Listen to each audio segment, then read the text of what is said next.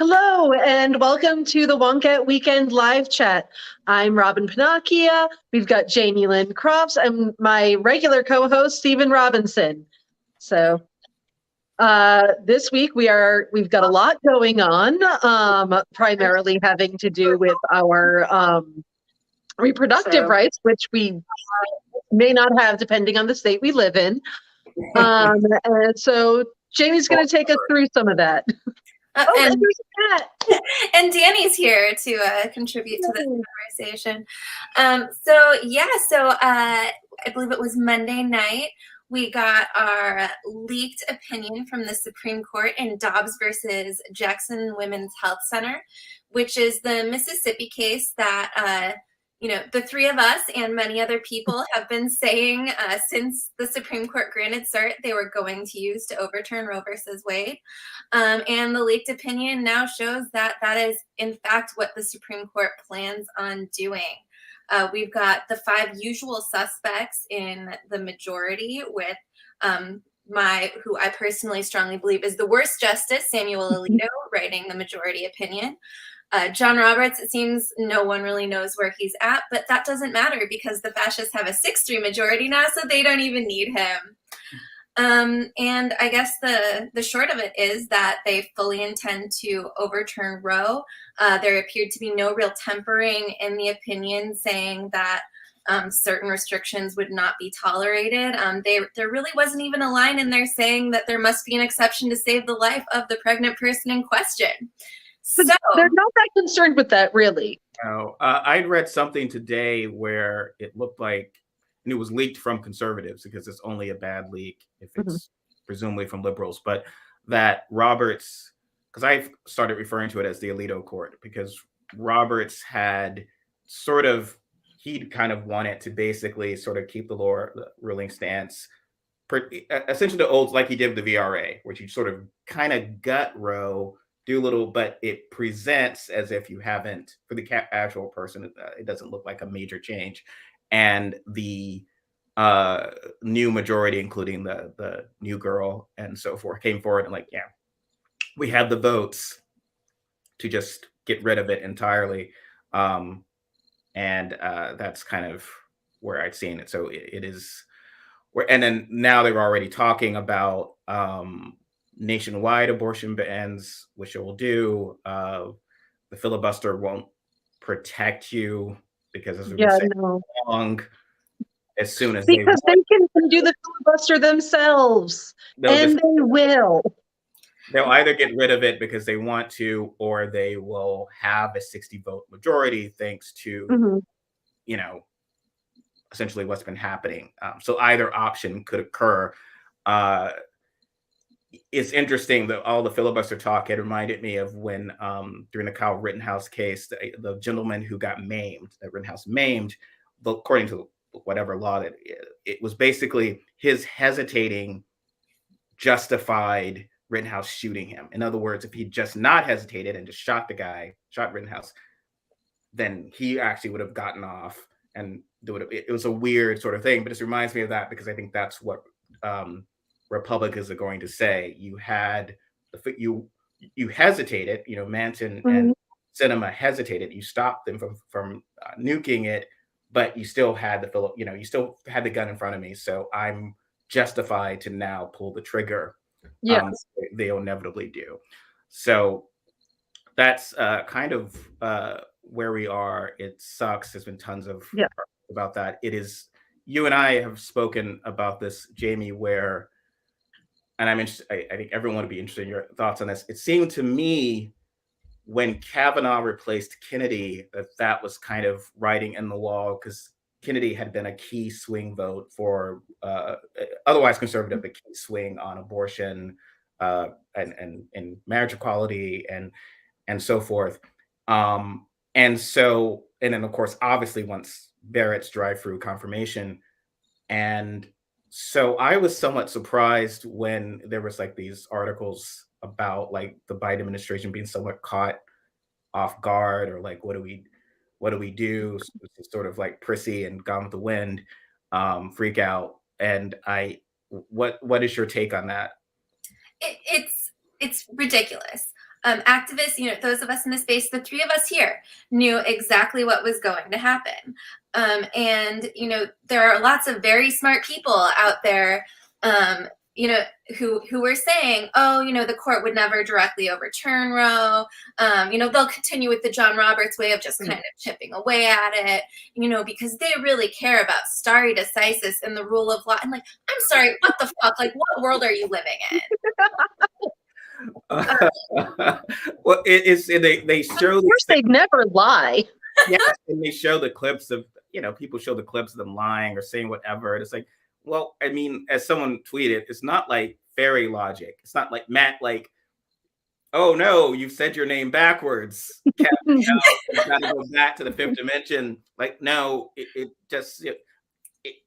it's a fundamental misread from the institutionalists of the fact that we're dealing with gangsters. I mean, dealing with gangsters since 2010, and God forbid you criticize the Democratic Party or leadership.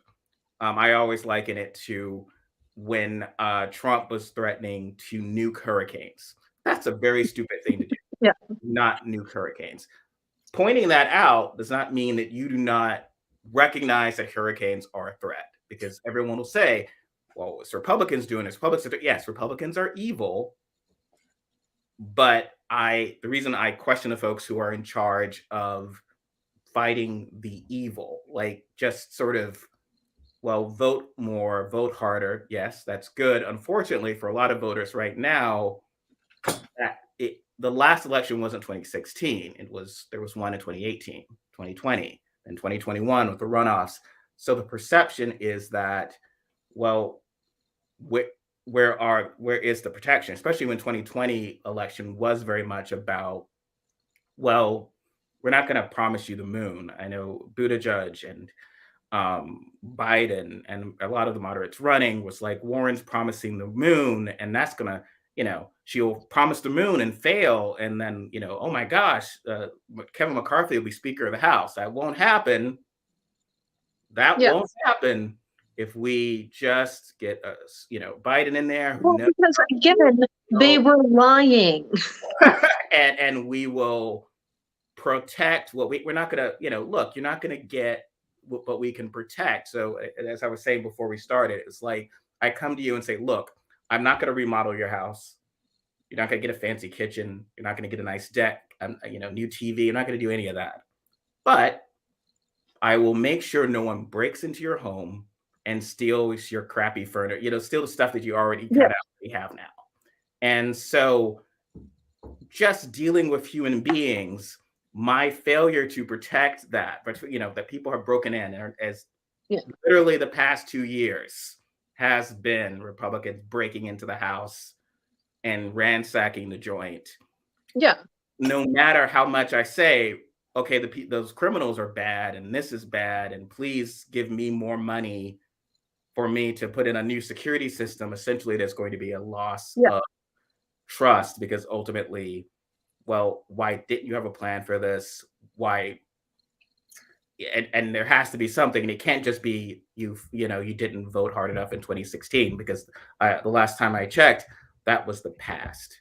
Right. Well, and also, this is not the first time that something entirely predictable that many people knew was happened, and then all of a sudden the Biden administration is like, oh wait, maybe we should try to think about this. SB 8 passed months and months and months before it went into effect. The DOJ had months to prepare and file a lawsuit, and they didn't just wait like a little while. They waited until after it went into effect to file their own lawsuit. And guess what? Like, they had 6 months to prepare. And when I pointed out that, it had already gone into effect, it had been in effect for like a week or something before the DOJ even filed, people were like, well, they were so busy. It's only a week. It's only a week after it went into effect. When no, actually, like, you had months and months and months of actually knowing this was coming. And we're just seeing that again. And, it always seems to happen when it comes to women's reproductive health. Well, Yeah. Well, no, it's completely freaking enraging. And the fact is, they're afraid of doing anything because they are afraid of like turning people off. That's really what it is. They're like, if we just stand really still and, don't move, we'll be invisible and no one will notice us and we'll be able to stay here forever. Despite the fact that Roe is incredibly popular. Yeah. Yeah. Well, and they can't stop talking about how, Republicans are really great people. Remember when we could all have lunch with segregationists, except for the people who literally could not? Yeah. Well, in those good days, in those good times, we were getting our asses kicked. Republicans don't like, Republicans are gracious. I'll have a hot dog with someone whose ass I'm kicking. Like, what's the harm? It's like the old Eddie Murphy routine where Mike Tyson would apparently, after he beat you up, he would kiss you. And it's kind of like, well, of course, it's like, yeah, just go ahead and kiss me. Don't hurt me no more, please. It's like, all right, fine. Because, well, I mean, roll the clocks back and everyone talk this period that people talk about. And this goes down from Pelosi down of getting things done and doing was the radicalization. If you start with like 76 with I'd advise everyone to go and read that article about Jenny Thomas about working with Shafley and everything. And the radicalization that does not exist. If you talk about the third way taking over with Clinton, it was all about being reasonable and responsible.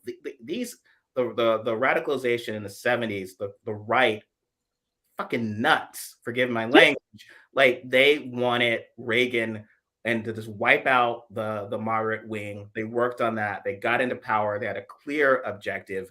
Even in fiction, Angels in America, Tony Kushner has a whole monologue about the landmines of the courts and how that's their agenda of what they're doing. They were very clear in executing that plan. And so, yes, you had lunch, Tip O'Neill, the Democrat, all these guys having lunch with, it's a Democratic House. And Reagan, does anyone look back on that and it's like, Reagan wasn't able to shift the country, incredibly to the right, despite having a Democratic House. And yet, so it's very clear. Because the thing is, their actual priority is a pleasant lunch. Like, they don't actually care at this point. Like, I'm convinced that they do not actually care about reproductive rights, about voting rights. I'm convinced that pretty much their entire goal is we'd like to have a pleasant lunch and talk about how you're really nice people, and then get everyone on the left to stop complaining about you and saying that you're mean. And I'm, it's glad I'm actually often characterized, in those of you who've known me, and even before I started on YCAT, I was a Hillary Clinton supporter. One of the first things I pitched to Rebecca was making fun of Sanders about something he'd said I thought was funny. And we were kind of trying to avoid picking at that scab. So I did something else. But the point being, though, I'm often lumped with Sanders supporters because I don't believe Sanders is primarily responsible for the downfall of our civilization. And I'm lumped with you mocked us as vagina voters. We begged you to vote for Hillary in 2016. You didn't. I did twice. Fine. I actually also did. Yeah, but there's this narrative of the 26 of we talked about abortion right, and I don't know what to say. Like, my Vulcan mind doesn't know how to deal with. Okay, well, look, that wasn't. You talked about overturning Citizens United. That's fine, but you didn't want to talk about abortion a lot. You talked about preserving precedent and whatever. God forbid you use the word abortion. And the guys like James Carville certainly were saying, don't alienate white moderates talking about abortion. They were hiding from that. Tim Kaine is not like, now you're like, well, you men should shut up and let women take the lead, like Kirsten Gillibrand. Oh, well, why wasn't Kirsten Gillibrand on that ticket in 2016? Ass talking about abortion rights. Why was it Tim Kaine? Wink, wink. Look, I mean, yes, killing babies, I hate it, but it's the law, which I don't think is a very compelling position. The Tim Kaine position is like, it's like, look, I wouldn't own a slave, but look, it's really just about states' rights at the end of the day, right? I mean, the federalism is just more important than things like basic human rights. Yeah, pretty much. But at this point, we're going to have to like go complete, we may have to join that train and get shit a little bit more local because everything federally is going to be exactly the way that they want it. So, but that's the big debate, right? The big discussion is like, you have to fix fundamental issues within the party to deal with the gangsters, and yelling that the gangsters are bad is not a solution. And whenever we had a whole Twitter thread with Jamie and I, so it was just like, well, God forbid and we have trolls on Wonkette do the same thing. Like, if any, oh well, you're just asking Democrats to Democrat harder, or you're asking. It's like, well, no. I mean, if you're getting your ass whipped, you have to. I mean, I'm a writer. I was like, there's no, like, Rocky isn't about like someone saying, well, there's no eye of the tiger. Your eye's perfectly fine. You're awesome. You're doing everything great. Just yeah, you'll be able to handle Mr. T next time. Like, okay, no, you don't need to chop down wood. Like, just take it. You're doing everything right. There's not a thing wrong. It's just not a solution.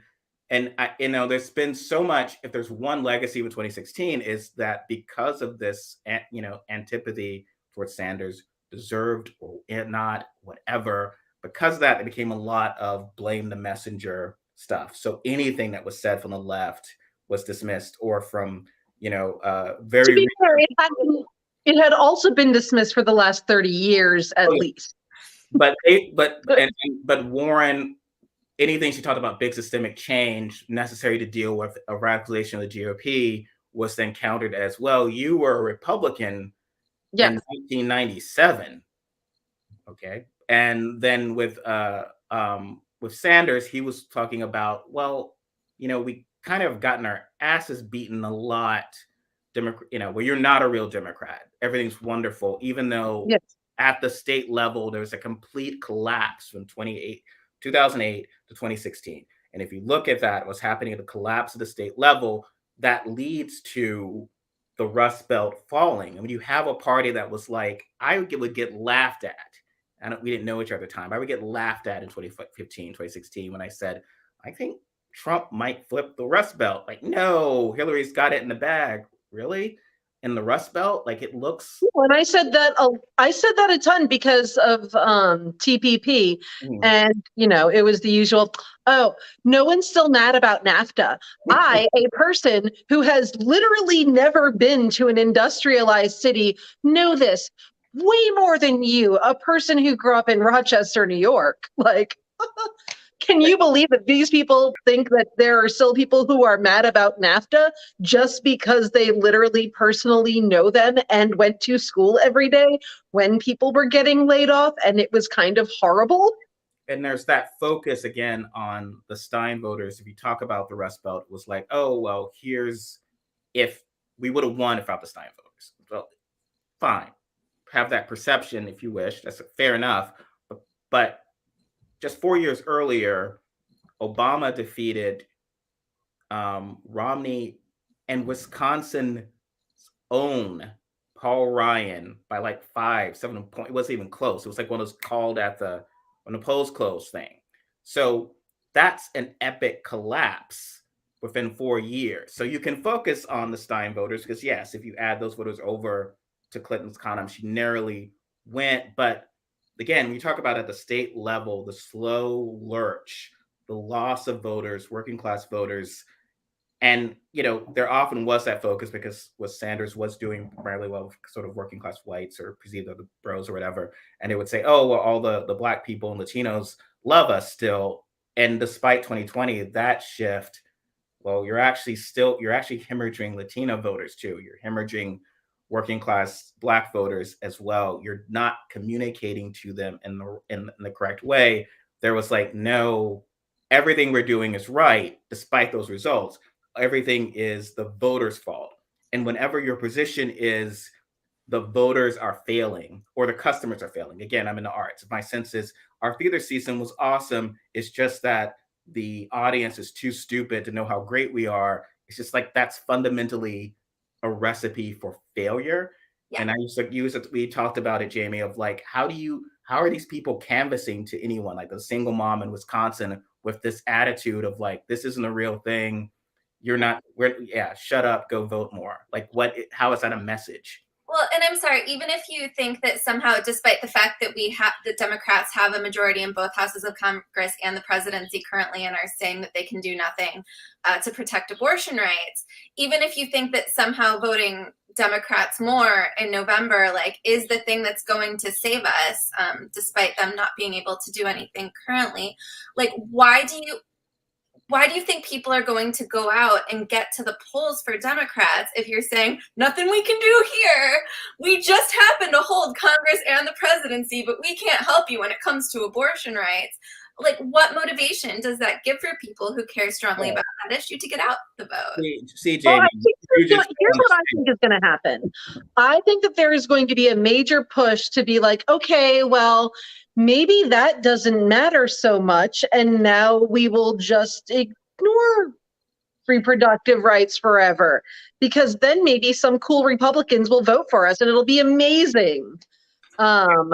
Because they'll do. And Jamie, I think Jamie, it was also mocked. I think the idea of, well, you're going to vote for Republican now, but people, I mean, they made it harder demonstrably to vote, and whenever people start invoking Herschel Walker is going to potentially win in Georgia for that reason. And people started invoking, well, the spirit of John Lewis, and how could you be a Black person and not vote? Oh, because you're a Black single mom who cannot has a job, stand in line, has a job. I mean, sure, I'm sure her Trump supporting boss will be like, I need to take the full day off on election day to stand in line to vote with my kid is going to help accommodate that. No. Literally, an activist had said in Georgia, like, it's not about a pep talk. Literally, they're making it harder to vote. And Manchin and Sinema, made that choice to not protect those rights. Now, again, you remarked about this as well. They don't really have the Senate, Jamie, because Manchin and Sinema, it's like, okay, well, that is one of those things that they are Democrats.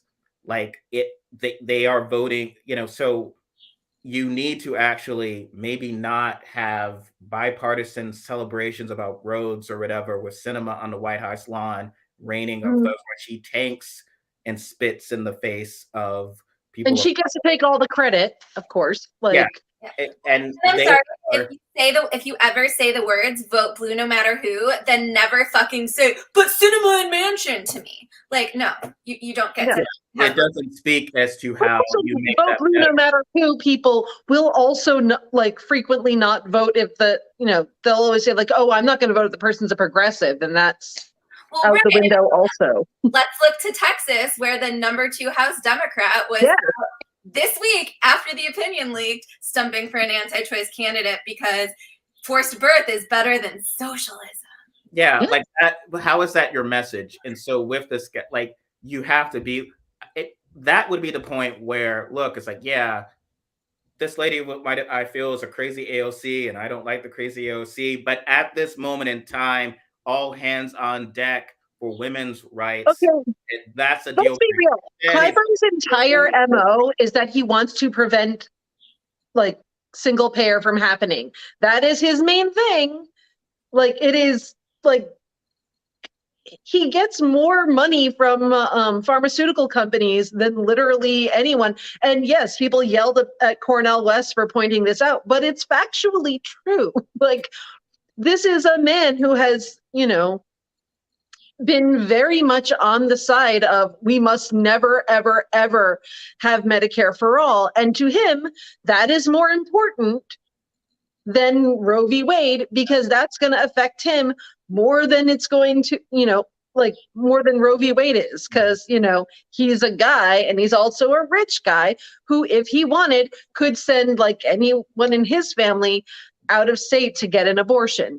But isn't it just a fundamental, like, what's going on? Like, why does the number two Democrat doing this is not something Republicans would ever do. And this is like, it is like the message of that, because you're also saying we should forgive Manchin and Sinema for blocking, like, Mhm. as they could, all the things they could do right now, like legitimately think, like DC statehood, expanding the court, because those are the things you have to Mhm. actually do, because just sort of status quo stuff is not going to cut it with the way the GOP is operating now. They're not doing, but they say vote for more Democrats. Well, then you need to make clear, because then what if the House has it? We keep the House by one vote. Yeah. It's this asshole, and we're right back where we started with the same. Well, he's not really a Democrat. Clyburn stumped for him. Yeah. And like, so now it should be, if your whole excuse is Manchin and Sinema, it's like, even though, look, Manchin is a dinosaur, I can almost forgive that because he's beyond, like, but Sinema she was brought in and elected. People of color, women, especially, canvassing door to door in Arizona. There's been stories about this, the portrayal of, like, kicking ass. Oh, our resistance, it's Trump. Let's elect. And oh yes, hooray, we got someone who's gonna cosplay Ted Lasso with Mitt Romney. Like, how did that happen? Like, that's our fighter. And do you know how much I wanted to like a quirky bisexual woman who got sworn in on a law book instead of the Bible? Like, but no, she's fucking terrible. No. And also, I don't trust chicks who try too hard to be quirky. See, like, people probably think I try too hard to be quirky, and like I just really am like a weird bisexual. Same. I'm same. Like, all of this is authentic somehow. Like, her shit is not authentic. I can tell a fucking poser with a U from pretty far ahead. Those since arguments, high school. These arguments don't seem to work, right? Like, if you should need to, like, make an affirmative stance for abortion rights now, and what you would do, and of course the idea of, like, well, these, because they have this sort of straw man of who isn't going to go to the polls, these spoiled kids, entitled kids, because abortion rights are so important, we shouldn't give them anything. So it should be enough that they go to vote for abortion rights. But even the guy who's like, well, I'm kind of could take it or leave it, I'm sort of, which is not a great opinion to have, but like, oh, I would do it I would vote for a Democrat if they, repress my student loans, is not enough. We're going to mock that guy for doing it. Instead, try to appeal to, which happened in 2016, embarrassed, suburban white women, so embarrassed by Trump. It's like, well, every one of those women you pitched to, when you had, Bloomberg at the DNC, every one of those women still voted for Trump because they are anti-choice. And, Elizabeth Newman, Olivia Troy, all of these women who then later regretted it, yes, but they got their 3 justices, and they're very silent right now because they like these results.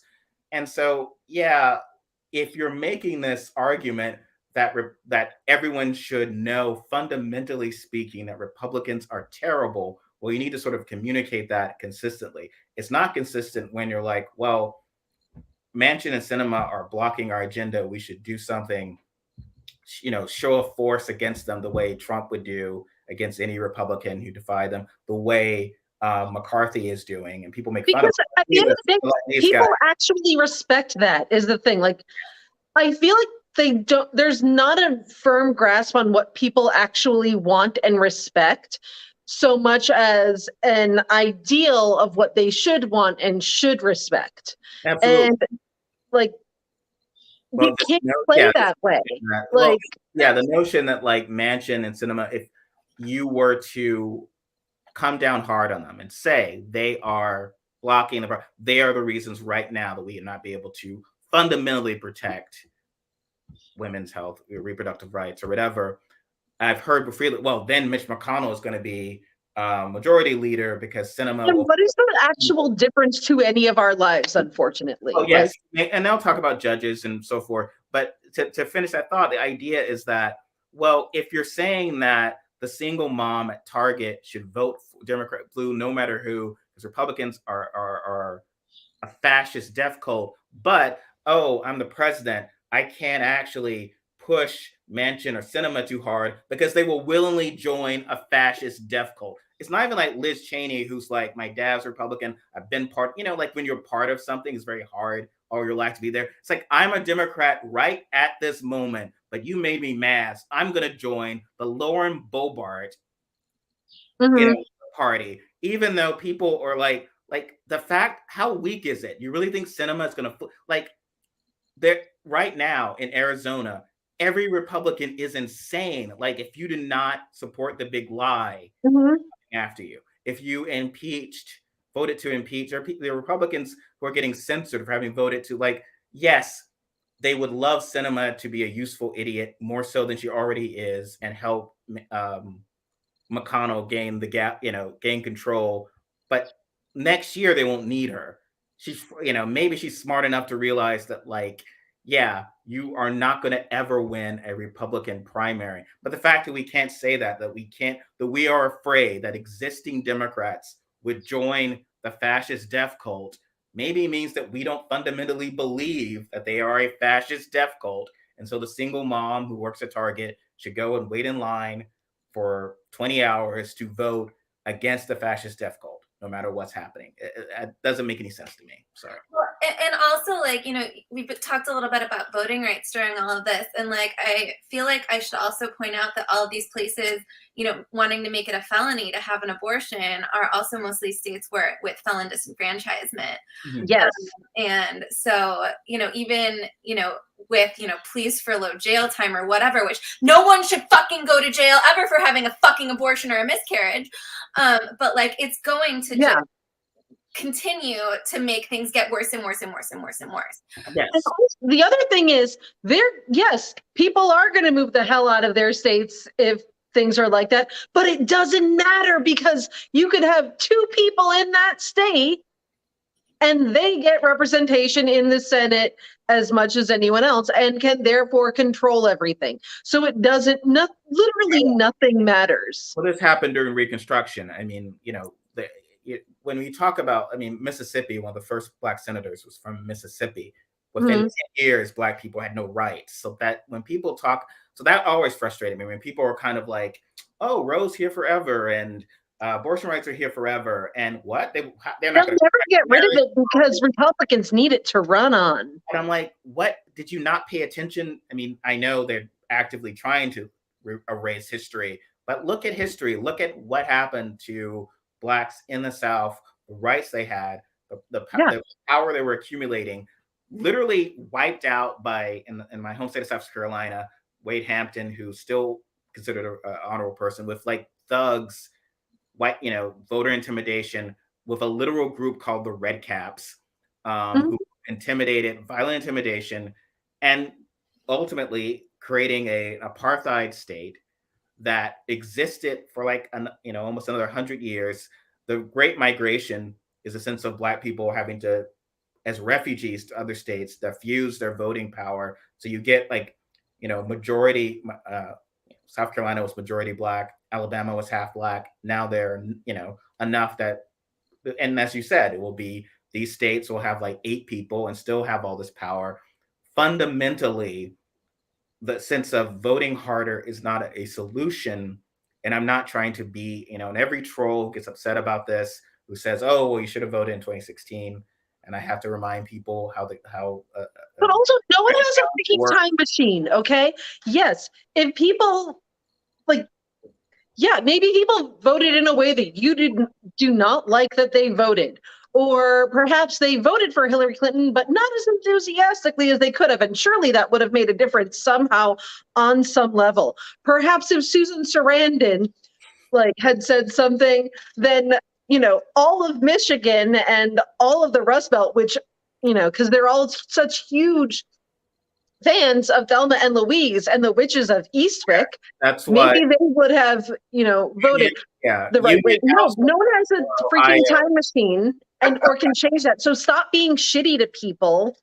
No, it's not going to, you need to give people a redemption arc. They want, so just I guess yelling at progressives, that's fun, fulfills an emotional need. But the trolls who do this, it is not going to change what happened also we need to talk about 2016, and because there was a mistake made in 2020 as well, which was to focus specifically on Donald Trump. Donald Trump is crazy and radical, and he's not like the good Republicans. That was what Obama and a Clinton and others had Republicans at the DNC, the good Republicans, and these are the ones. So you're giving a message of like, well, what we want to do is try to isolate Trump from Republicans so that Republicans will feel comfortable voting for us. And every troll on at one, in our comments and online says that was just brilliance. And even though it doesn't work, because Jeb Bush, before Marco Rubio, before Donald Trump even entered the race, was saying he would sign, he opposed abortion, including rape and incest, the first escalation of that, of when they were saying that. And he would say, I would accept a bill banning it with that exception because it would save lives. But what I really want is a full-on ban. Every decent Republican, it was very clear what their agenda was. So trying to isolate that doesn't work. And the reason trying to separate Trump, and they also all agreed that the world was 6,000 years old. Like they're not moderates. They're all fucking nuts. And one thing that I do want to bring up here before, whatever, anything else.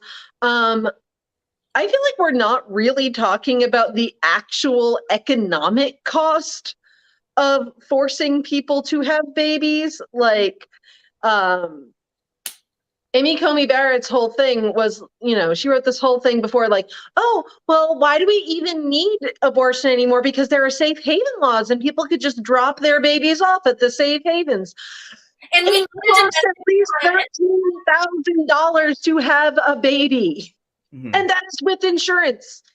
Okay. What do they think is going to happen? Like, what do they actually think is going to happen? They will be in poverty forever. I mean, Black people being in poverty, who cares? That's part of the issue. That helps. White women, of all the voting demographics, based on my research, are the ones where education is a big determinant. Whether you're married or went to college often determines your political stance. It more so than say Black men. Like a single gay Black man or married Black man, we tend to vote about the same. But specifically white women, and so obviously, creating situations where these women are less likely to go to college because they have an unwanted pregnancy, or just stuck in poverty forever because of they want to get rid of a lot of actual, like, they're straight up saying we want to get rid of IUDs, we want to get rid of Plan B, we want some bitches having babies. Yeah, I mean specifically. And the forced birth, you'd written about the domestic supply. That goes back to slavery, when they ended during slave times, when they ended the slave trade. Yay, we've ended the slave trade. But then all the Black ladies went around and like, oh crap, what will that mean? It's like, no, congratulations, we're gonna force you.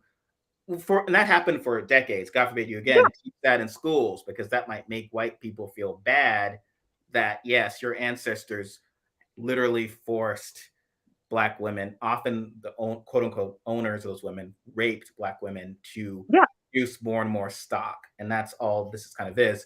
And it all goes back to the white, the fear of white reduction. This is another thing, if I may talk about a bit briefly, was the idea of, it's very frustrating. And I see this a lot, and I've gotten more frustrated from certain liberals, of dismissing Tucker Carlson, dismissing a lot of stuff that is said about the Great Replacement or white replacement. Or when I remember years ago, Sarah Huckabee Sanders had talked about how majority of Americans have voted for Trump, and someone had responded, "Oh, she's obviously lying" or whatever. It's like, well, I think you're missing what she's saying. What she's saying is majority of Americans, real Americans, white people, voted for Trump, which is true. Trump and Romney and Pat and McCain, they lost with a share of the white vote that Reagan had. And the only difference is that the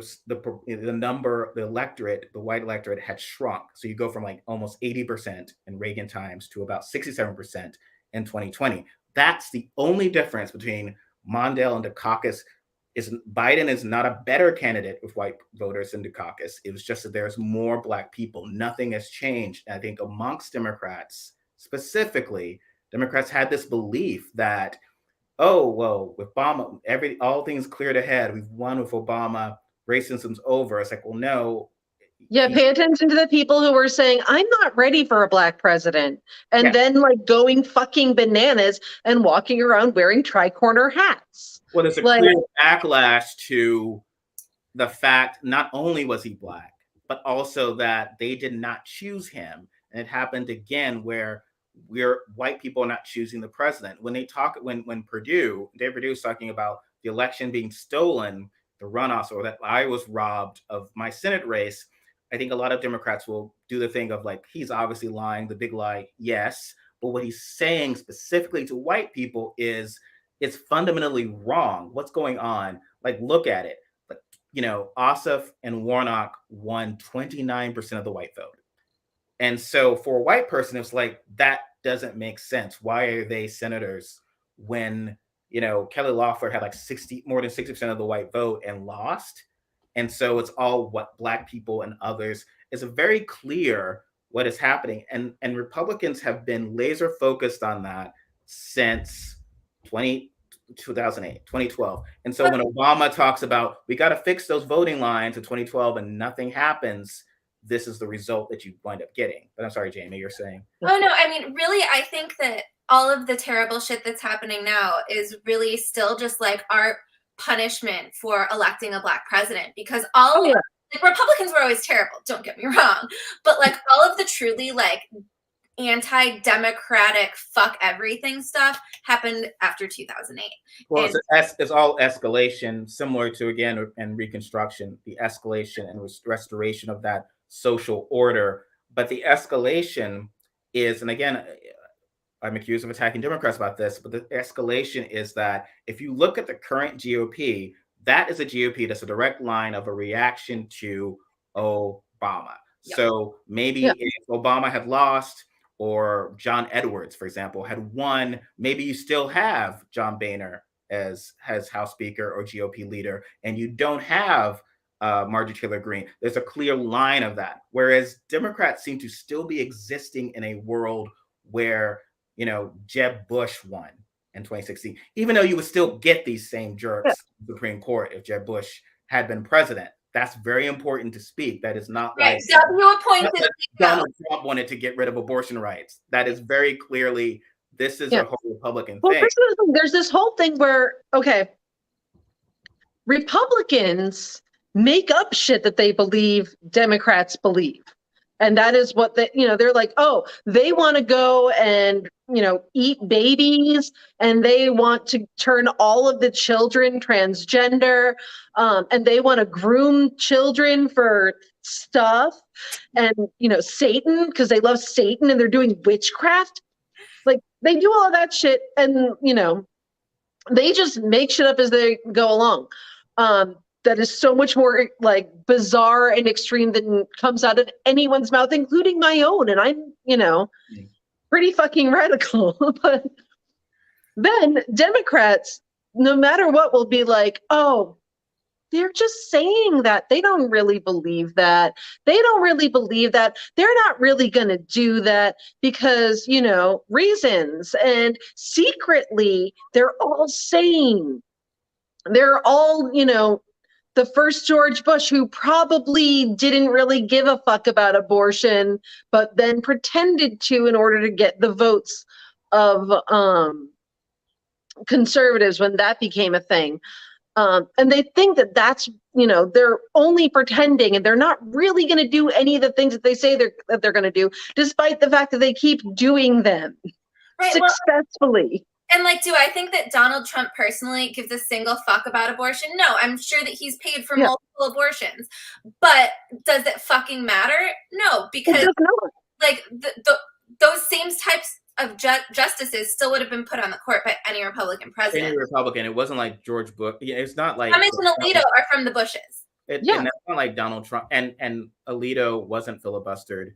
I think Obama tried to, but failed. And what is interesting to me is like this idea, well, true believers are dangerous, but they also aren't necessarily reflective of the tide. They'll believe because they strongly believe it. So when George H.W. Bush embracing the anti-choice movement meant that that's where the tide was going. That's what they believed Yeah. power was. Same with Donald Trump. There was very little in the GOP right wing kind of dogma that he was not prepared to crap on. Like I think he's bashed George W. Bush recently again about foreign policy and whatever and so forth. One of the reasons he did very well amongst non-ideological white voters specifically was that he was like, yeah, I'm gonna say, Bush F this up and I'm gonna say this. But Yeah. the one area he didn't was on abortion rights, because that was understood to be a clear way that you win in the South. Republicans have to win in the South. That's the deal breaker. And so he understood that and the same with picking on gay people and targeting the queer community. It was a way to win. But and going back to the Reconstruction years and the times of the reaction to something, the GOP has reacted. Democratic Party has not. Yeah. Institutionalism, the respect for seniority, it's not about ageism. We're talking about with Pelosi or Schumer or Dianne Feinstein. It's the fact that the GOP looks like an organization that is run like an actual private company, where Boehner couldn't deliver the impossible. He said, I can't force Obama to sign away the Affordable Care Act. You got to get out of here. And then you bring in, there's pressure and there's a reaction to things. Whereas leadership in the Democratic Party fundamentally looks no different no matter the outcome. Yeah. Right? So, hey, weeks before the election, they were asking, I think, Pelosi and Schumer, what are your plans if Trump wins? And it was like, I'm thinking about the powerful and wonderful Clinton administration. There's no way that silly reality TV star is going to win. If you don't even see the iceberg coming, why are you still in charge of the ship? But no. So fundamentally, there's no reaction to anything. And look, I wasn't necessarily saying that Tim Ryan or some white guy in the Midwest needed to replace Pelosi or do anything, but there was not a sense. There was all this talk about, oh, well, maybe we're too woke or too coastal elites, and we'll just yell at our progressives who are that way, but our leadership won't change. Our leadership will still be part of this system. We aren't going to make any fundamental changes. We're going to still have. Well, because I think the whole thing is that stability is the most important thing, and never changing anything is the most important thing. Yes, there's this obsession with institutionalism and Robert's Rules of Order, and everything must be exactly cosplayed to this 18th century whatever, rather than responding to what's actually going on in the world and in the country. And we saw this after the insurrection, when Pelosi was like, I can't call the House back because of arcane procedural rules, so we're going to wait a week to impeach the guy who just tried to stage a coup. But still, Democrats just really want to cling to these traditional things as if they mean something just because we've had them forever. And they don't. I mean, Trump had revealed that, and I think others revealed that. And I think it's not beating up at Democrats to say you have to recognize that this isn't how the game is played. I think Trump was the first to and I can only imagine someone like Trump coming in and how he's worked and how he's always tried to skirt the laws in his business, to come in and say, okay, I want to break this law. What happens if I break it? Oh, that's a norm. I mean, literally nothing. Okay, cool. I'll just keep doing it then. So I can have a political fundraiser in the White House. Well, you shouldn't. That would violate the Hatch Act. Well, then what's the charge? But also, this is the thing. How do I make it so that my people don't actually care? Yeah. There's a very small amount of people who who would genuinely say, oh, this wasn't what this will achieve an end that I personally want, but it wasn't done the right way. And that's a very small amount of people, because most people want what they want when they want it. Well, it's the perception of Like, theft, right? You stole you stole the election from Hillary Clinton because Hillary Clinton is entitled to the presidency. You yes, stole the Supreme Court seat from Garland. He's entitled. And for the average person, it just sounds like you're complaining about already well-off, rich white people not getting, or even in Kamala Harris's case, she's the vice president. If she doesn't become president, it's not the worst thing in the world.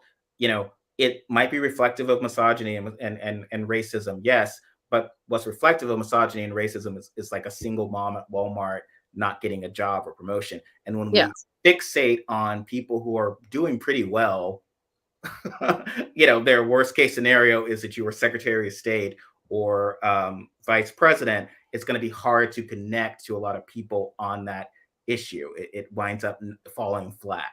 And I think the sense of, you know, with like stealing from Garland, the perception was like, well, yeah, we believe abortion's murder. Why would we? We are going to do what it takes to make sure that it's ending. And I think people respect that. Certainly, no one who wants that, response. it And seems worth pointing out that Merrick Garland was not that pro-choice, or is not that pro-choice. yeah, I mean, And that is actually why he was put forward by the Obama administration, because, oh, he's non-threatening. You guys like non-threatening, right? No, they don't like non-threatening. They like threatening as long as it's threatening like the right people. no, they want to take everything and they take it all. There's no sense in compromise in their regard.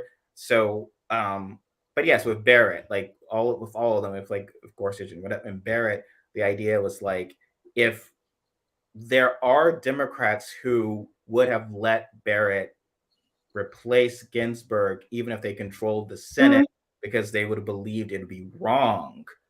And so if you're someone who's like, well, this is what matters to me, we should do this. And I think you get these institutionalists, and Terry Canfield, I think I'm getting her wrong name, but she's, I find one of the more annoying institutionalists who presents it as that if you expect Democrats to behave like Republicans or to behave like Mitch McConnell, well, then democracy's over. And it's like, okay, what laws have Mitch McConnell broken? Like what has he done other than constitutional hardball? What laws has he broken? Because then you might want to tell Merrick Garland, and then we should arrest him or do something. Because your argument is either that we are feckless to stop him, or he's breaking laws and we're feckless to do anything about that. Because he's not. Like, nothing he's done is illegal. He's just saying I'm sorry. It's just evil. It's just evil. Yeah, no. Responding hardball. Maybe it's like a superhero movie, but responding in hardball to him and escalating in response to him is not being evil if the cause is good. So if you're saying we're going to expand the Supreme Court, you've packed the court with hacks which we knew before the 12-year-old they put on the bench in Florida, overturned the mask mandate, before Amy Coney Barrett, who was ridiculously underqualified, all this sort of stuff. You knew this. So the most effective means is expanding the court and adding more senators to deal with this imbalance that exists. If you don't do that, you're going to keep losing. And everyone's like, well, we can't do that. You didn't vote hard enough. It's better to keep losing than to win the wrong way, is really like what they're saying. And so really nothing matters. It's like straight up nihilism. Yep. Yeah, so well, it seems like you're suppressing the vote to say that. You're supposed to get them to come out and vote and say, and that's something I've seen a lot of. There was someone, I won't say the person's name because I don't want to bully them, and I otherwise respect them, but they were talking about how, we don't, why are you suppressing the vote? You don't know that Democrats might lose the House, the Senate. We could expand our majority because Roe's popular. It's like, well, yes, if Roe's popular, you need to actually communicate that, get angry and whatever. But there's this perception that Republicans will defeat themselves, that Democrats don't have to actually fight them, that they will defeat themselves, which again, from a narrative standpoint, is the most unimpressive movie ever. Like, the Avengers don't actually stop Thanos. Like, the Mike Pence guy stops Thanos and I invoke the 25th Amendment, and everyone's like, oh, glad we didn't have to have a big climactic battle, and I'm glad the bad guys fixed this on their own. Woo! Thanos finally went too far and all his supporters stopped and said, no, let's stop this. Well, And so this, I have to disappear for a quick second because my phone is running out of power and I left my charger in the other room. I'll be back. Where was I? I was about to say something and then it just where were we? Thanos, etc. The Republicans defeating themselves. Yeah, so we already had the perfect fucking villain with Donald fucking Trump, and he fucking won. Like, clearly we need more than the other guys are bad. Watch them be bad. Because that's not fucking working. Like, that's why we are in the situation that we are in right now with Roe, is because Trump won, because none of this fucking matters. Democrats are obviously not communicating that message effectively, that all Republicans are terrible. In my corner of the sky, with my limited platform, I am not helping Republicans, or I'm not creating it. I'm only saying, and again, we had this on Twitter, we're only stating of like, try to canvass the lady at home. Here's what's happening. The Republicans are doing a sort of pincer move. So they're blaming Democrats for inflation, high gas prices. Democratic response has been, that doesn't exist. And, Jamie, if you knew what was going on, that the president can't just, it's a global problem. It's like, okay, well, after you condescend to the single mom who works at Target, who's can't afford to pay, to fill her gas tank, while you condescend to her, the Republican canvasser is going to come and say, $2 gasoline. Yep. Once we're in charge. So, you can say, well, that person's lying, but you also need to say how I will actively make it cheaper. You need to actually acknowledge the problem. You have to acknowledge there's the perception of crime in certain cities. Respond giving, cops more money, but actually try to fix the problem. Hey, Robin's back. Hello. We were talking about slightly out of breath.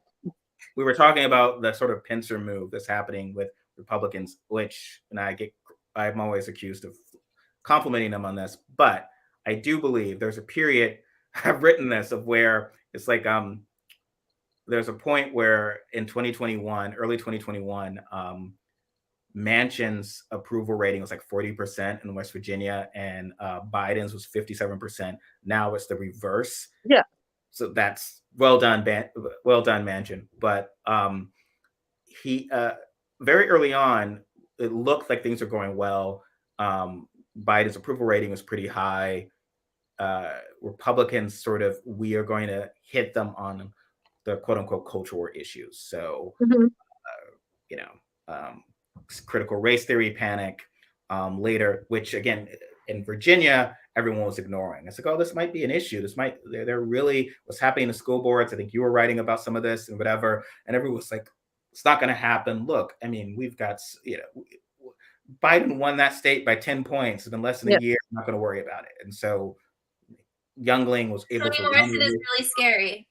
He was able to run a racist campaign because, despite I've been constantly told back when everyone was like, well, it'll be worth it to have Pence, a nightmare, as president over Trump, because we know how to beat him. Do you really? Do you know how to beat a normal Republican? I'm not sure, because it seems like it's very hard. Like how do you do that? With Youngling, it was the same with Dr. The other assumption is that Mike Pence is a normal Republican. No, there's no such thing as a normal Republican anymore. Like, that does not exist. Well, the thing that people like, they acknowledge, they sort of say that it's MAGA. It's like the new ultra MAGA thing. It's like, it's MAGA. It's like, well, no, all Republicans are bad, especially because all Republicans wanted this end, the end of Roe.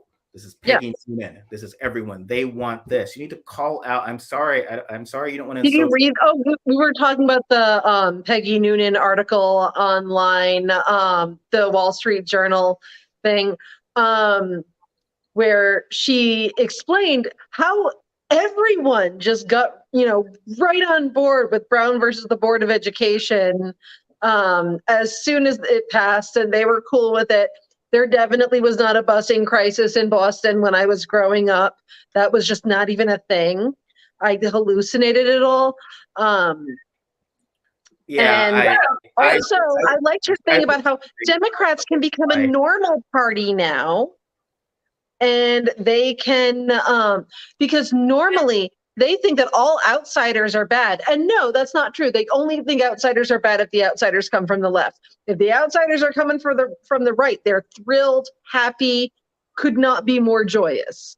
That is not a thing. But there's been like all of these, like her, Andrew Sullivan, all of these takes where it's like, oh, well, now we can all get along. Now we can be a united America because we took your reproductive rights away. Aren't you excited? Yeah. Andrew Sullivan's in store for some surprises. But Peggy Noonan, I was writing something about that as well. Peggy Noonan, about specifically because it erases the entire civil rights movement, which is a reaction to states that ignoring Brown versus Board of Education.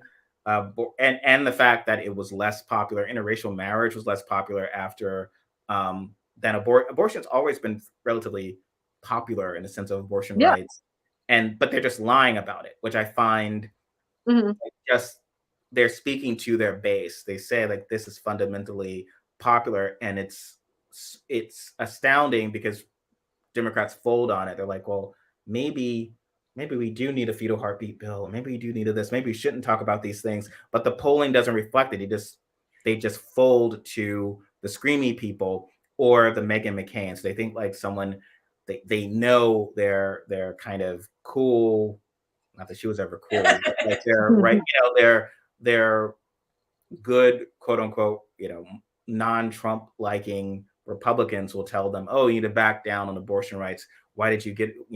Oh my God." Repealing the Hyde Act was a terrible thing to do, and so forth. Whereas the voters don't actually believe that, so it winds up being this fundamentally misguided thing. Like this would be a great election winner, but the problem again becomes in a lot of key states, Republicans have made it so you cannot.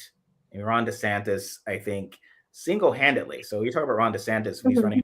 He, threw away a GOP map. So this is not racist enough, and he won as essentially eliminating 2 majority Black districts. So they're making it impossible to hold them accountable for their lack of popularity on these issues. So just all I need to do is turn out my base. They can win. So when everyone talks about, well, what's your solution? What's your plan? Because Jamie and I were lectured about this. It's like, well, you have to use power while you have it. Unfortunately, it literally is, to go back to the slightly triggering image, it is like if you hesitate with the gun and let the other guy have the gun, you're going to get shot.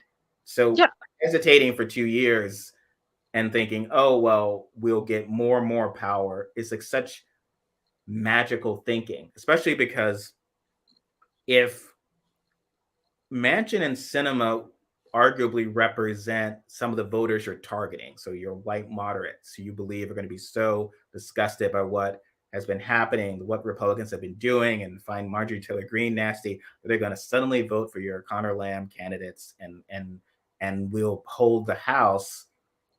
Well, you can't even convince the ones in office.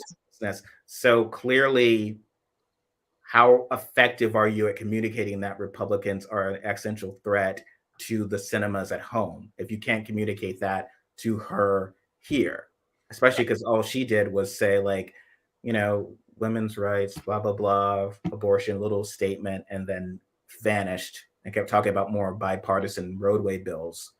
And so, it is you fundamentally do, again, going back to Warren, it is big systemic change. It is a fundamental problem with the opposition party's ability to communicate. Yes, it has better ideas.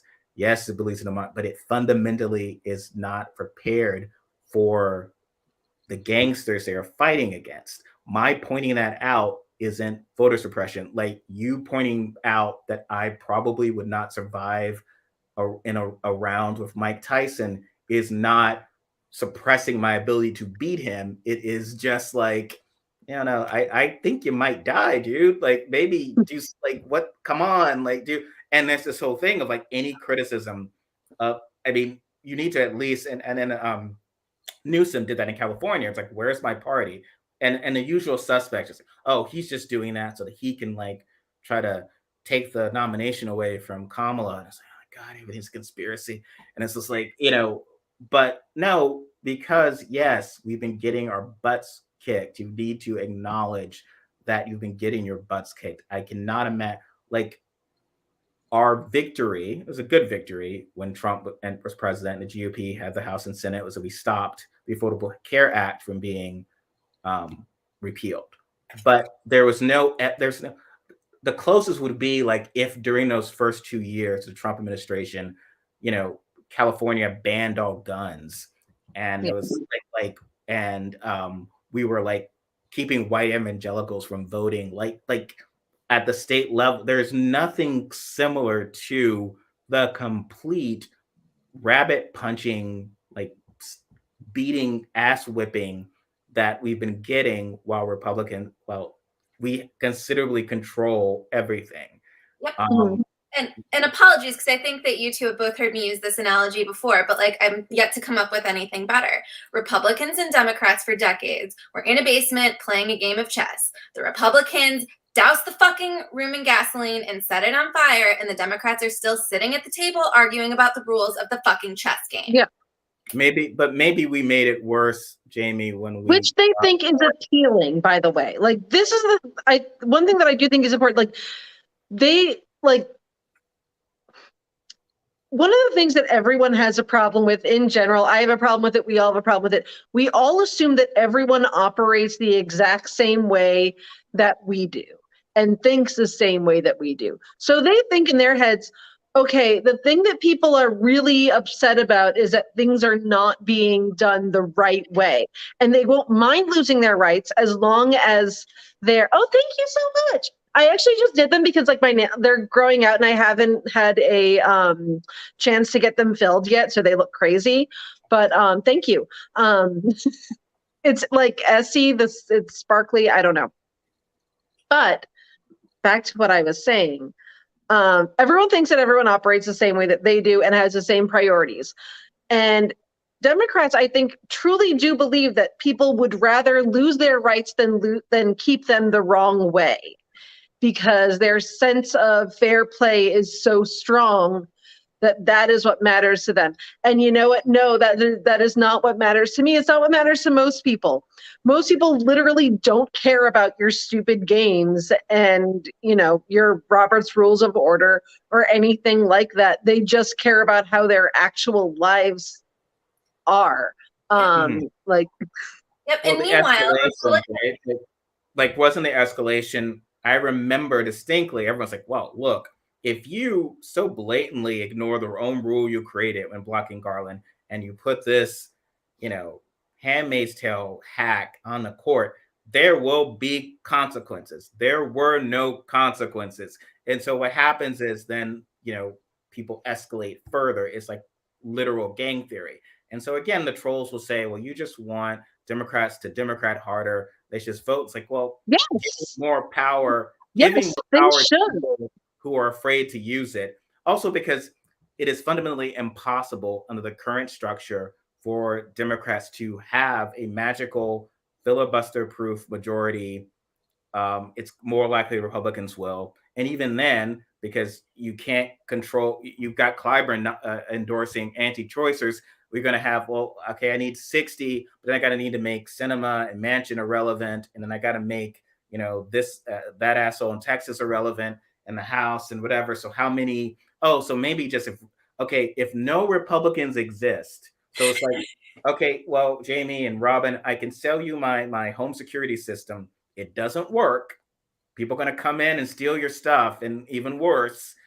But if you give me more money and you somehow magically make all crime vanish, it will help you. And it's not that's not an effective. Except here's the thing. If you have enough money, you probably live in a neighborhood where you're not going to get robbed.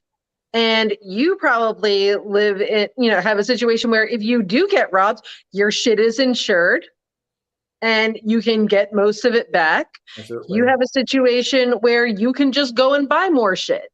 And so at the end of the day, like, yes, those people exist, but there are a small amount of people who are not, the entire United States. Exactly. When that's what, and you talked about this of like the folks who want brunch to get better again, right? That I just want to be able to safely have brunch. And again, Yeah. let's Jen Psaki's lovely lady, but the Jen Psaki stands. Well, even though the first 2 years arguably could be pretty bad in the sense of Republicans going to come in, break everything and whatever, she's going to go and get $1 million deal at MS. She's going to be okay. So it's hard to communicate much skin in the game. As you said, like she's going to be fine. So there's this type of thing of like, well, I don't want to think about politics or whatever, which is very dangerous because those folks in the Democratic Party aren't prepared for a world where Roe doesn't exist. Because before they were leaning on it's the law.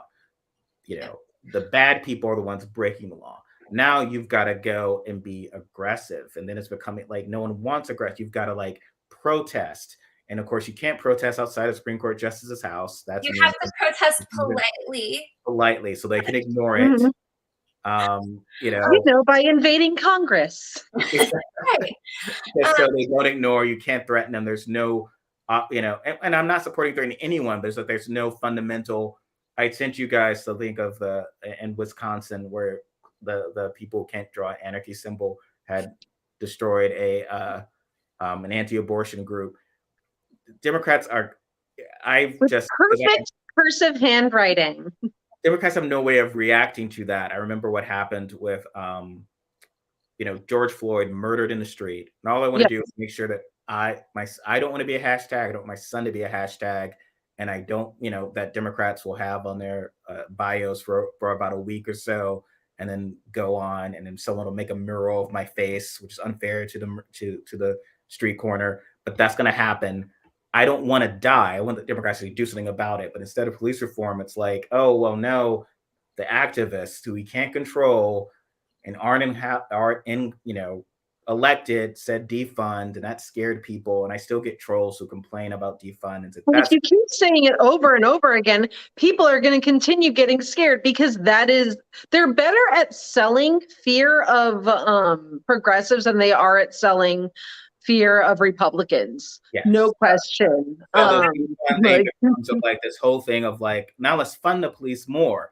So at this point, the inability to contain activists, the fact that there will be angry, pissed off people, there will be activists who don't dot their I's and cross T's, who don't do the rules of order, as you said, and talk about laws and talk about it in a very rarefied way. They're going to be activists and they will do it the wrong way. And Democrats are going to fold on that as well, because there's no way abortion becoming an activist thing, similar to like Black Lives Matter or police reform, becomes one of those things they're just not. Which it's actually been for a long time. And unfortunately, it is going to have to be that. It is going to have to be, quite frankly, a situation where people have to do some illegal shit. I'm cool with doing illegal shit as far as that goes in order to ensure that people don't have to have pregnancies that they do not want to have. I'm totally fine with that. I don't give a shit about the law, quite frankly, as far as that goes. Yeah, and yet meanwhile, Republicans are out there doing a better job making boogeymen of like public school teachers who happen to be gay than we are of people who are saying that women with ectopic pregnancies should just die. 12-year-olds who are raped by their father should just deal with it. It's I just don't like a random Black activist to be Sister Soldier. That whole thing is like, Biden is a Sister Soldier moment, and it's just like some random Black or some queer activist who no one's heard of. He needs to beat up on, but like literally people elected in office who are saying these awful things. That's what so it becomes. It's both messaging, it's both tactical. Those are clear issues. Like wishing away Republicans. If I could do that, I would happily do it. I would send a bill, but the people in charge of fixing this have to step up the game. It doesn't change anything to like, yes, I think we're all gonna, for every troll watching, we all think that Democrats should win. I would love for that to happen. Again, I'm only pointing out that we're heading toward an iceberg. My ancestor Jebediah Robinson, it was like, look, we're heading towards an iceberg, and they said, "Shut up, black man! You're boring Titanic members. Now everyone's dead."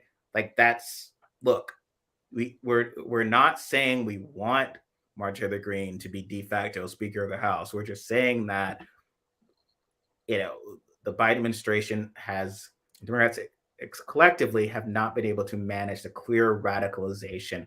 You have to address the fact that there was this belief, and I go back to Buttigieg on November 7th saying, "Oh, go hug a Trump supporter. They've had a tough time," or whatever. They're not accepting this election, and they're preparing to break everything. And so when we are in this world of not recognizing where the enemies are and how to deal with them, other than to blame Susan Sarandon. Susan Sarandon is why union households in Ohio went from Obama to Trump in massive numbers. It was solely because if you know any union household, all union guys who work in factories, they're big Rocky Horror fans. Yeah. They're there every It's Friday true. night, and they watch Chris Hayes religiously. They saw Susan Sarandon on Chris Hayes' show. They, like me, had cried for stepmom, and they were like, "Yeah, I think I agree with what she's saying here." That is the sole reason that Democrats lost in 2016. And I regret that Susan Sarandon is still at large. I wish I could do something about that, but let's dwell less on that and more on what structural issues from the people in charge, the very smart people in charge that led us to this point right now, and how we can sort of fix it. And meanwhile, just spitballing on Twitter, I can come up with a fucking handful of ideas that would go nowhere because the Democrats in power wouldn't think they're polite enough. The House could fucking add a codification of Roe to any bill remotely related to healthcare, send it to the Senate, and try to put it back in reconciliation every fucking time. Yeah. They're not going to, but they could. There's so many things they could do. And that even fits with it, even still continuing to follow, your arcane rules from centuries ago. That's still something that they could do, but they won't because they want to seem nicer and, go to lunch with segregationists.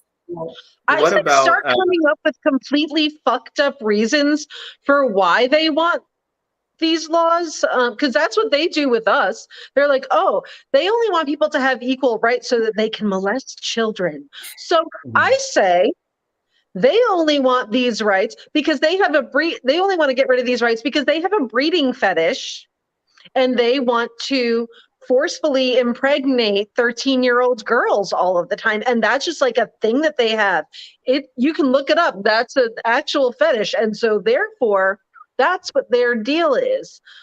Also, they really want that 13-year-old girl to have to pay over $13,000 to get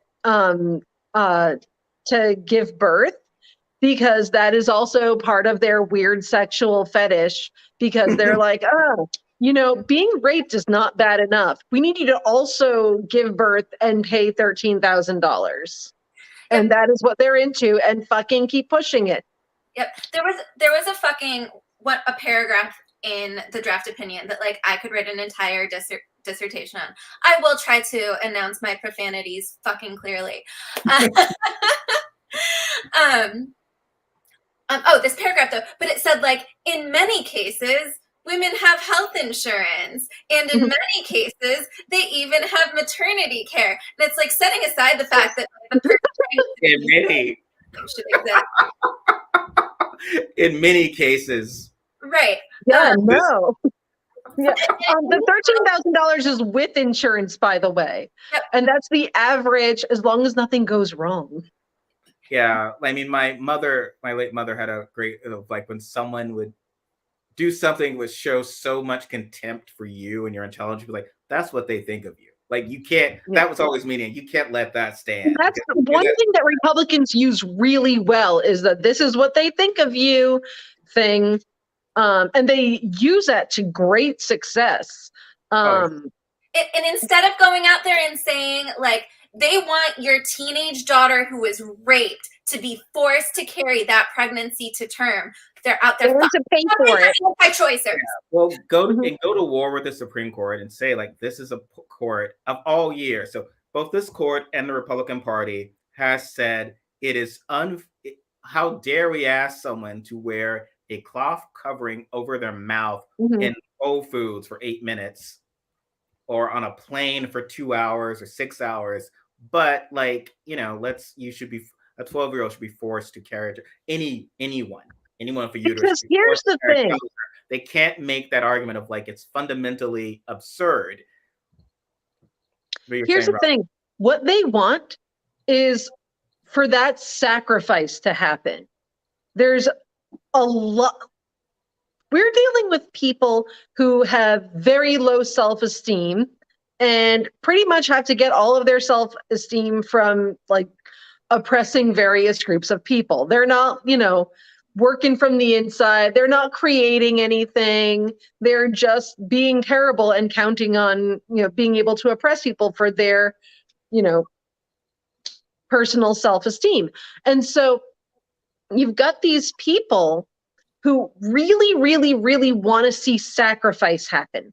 They want to see people say, okay, your rights you are so special and you are so important that I am going to put my immunocompromised kid at risk so that you are never inconvenienced.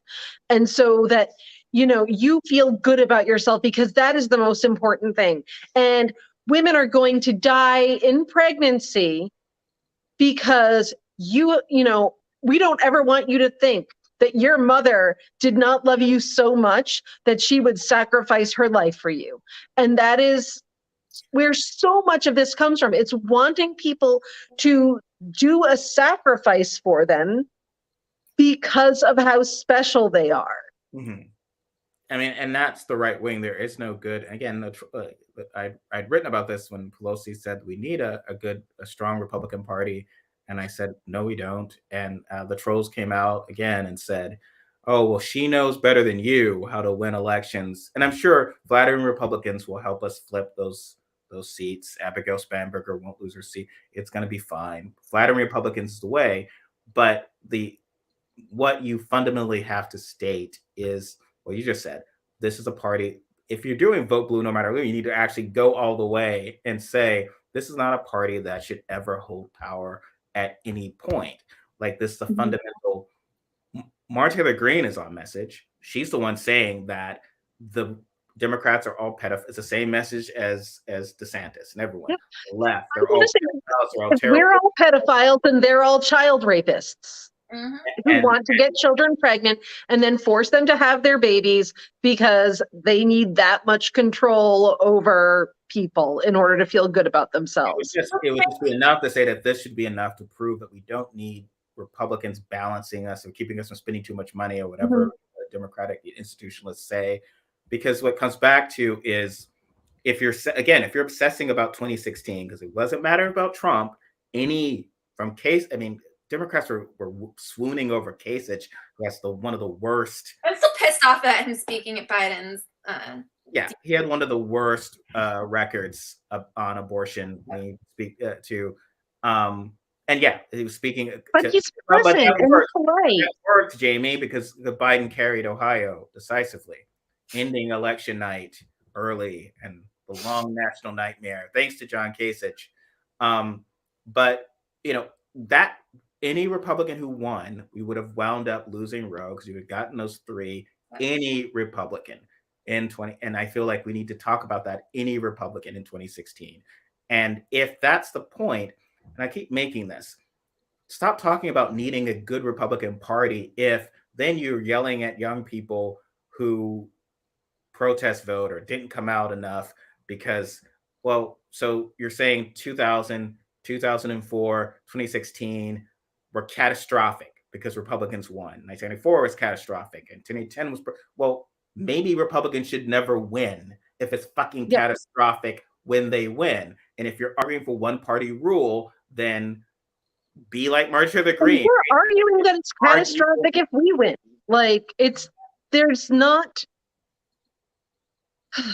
It's just not a clear We're message. not saying, Democrats are actually really swell people. No, they're going to eat your children to get high. Well, because the average American, as a structure, believes, if you were to talk to, again, I use this example, but in a swing state, a single mom, I'll sort of thinks like, oh yeah, like we're a two-party system. Maybe this party should be controlled for a couple of years. Maybe that part. They don't get this hyper partisanship. And that was one of the reasons that Trump was able to win, because he was perceived as more moderate than Clinton, which is a major media fail. But if you need to come out and say these guys are the worst and we should always win, and make that very clear that they are absolutely the worst. So yes, I will criticize, and the trolls can attack me on this, but I've been very pissed this week because the trolls are always wrong.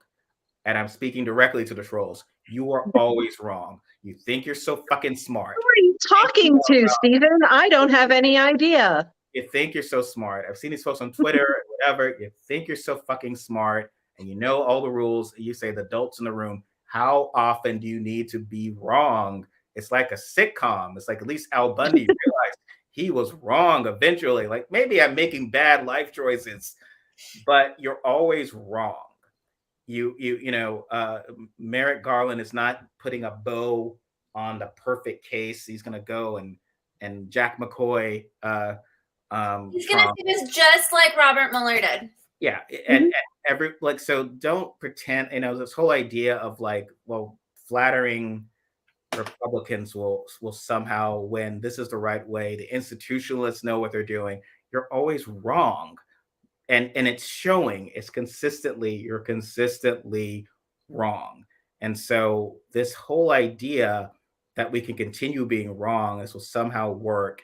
And yeah, if if this is all just about human beings losing their reproductive rights, makes you feel better, and it can lead to a day or a week of tweets mocking, Bernie Sanders, who's 1,000 years old, and and no threat to you anymore. He's not going to run for president again, most likely. But mocking Bernie Sanders or Liz Warren or Susan Sarandon and her grand influence over the political discourse in the Midwest, and if that makes you feel if that's what this is all about, go at it. But if you're actually thinking that you're going to try to help these marginalized people and help gay people and help whatever, you need to actually say maybe this party needs to make some changes to recognize the fundamental radicalization of the right. Maybe you shouldn't actually literally build bridges with people who try to overturn the democracy and stage a coup,